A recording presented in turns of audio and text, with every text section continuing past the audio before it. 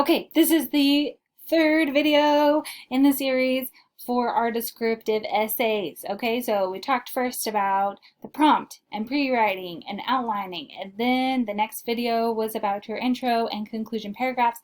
This video is about writing your body paragraphs. Okay, so first, let's go over the prompt again. The prompt of our descriptive essay is in 600 to 800 words. Choose a character from a book, movie, or video game who you think is interesting. Write a descriptive essay conveying what makes that character so special. This is an objective essay, which means you will avoid all use of I, me, my, we, us, our, you, and yours. Okay?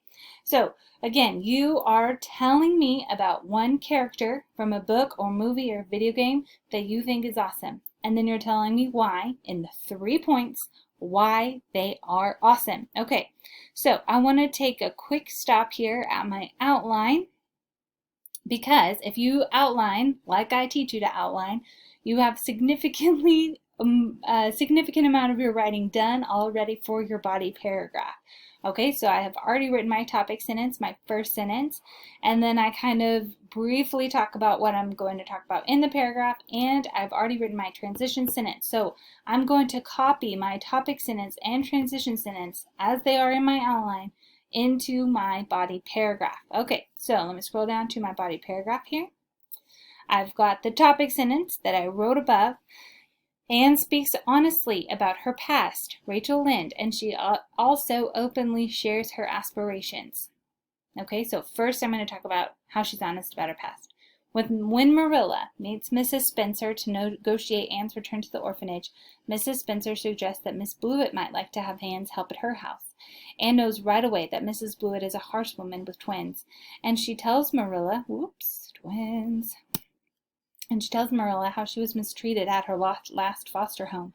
Anne tells how tough it was taking care of 3 sets of twins at her previous foster home, and how horrible it was when her foster mom blamed her for the death of her foster father.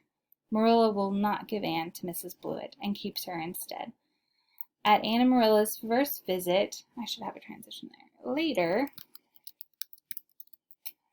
At Anne and Marilla's first visit together to see Rachel Lynde, Rachel tells Marilla that Anne is skinny and has bright red hair.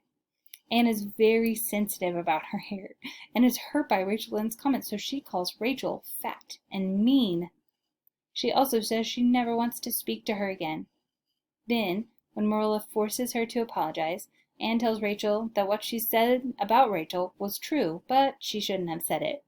See, she's so honest. She's like, well, you are fat and mean, but I shouldn't have said that. Anne always speaks her mind, even when it's unflattering, and she refuses to recant true statements.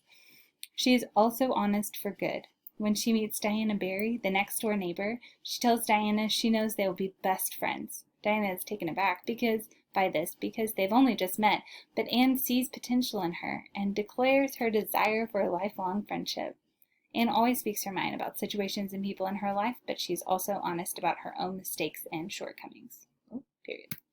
All right, so I've got my topic sentence in there, right? And I've got the info in the same order that I said it was going to be in my outline.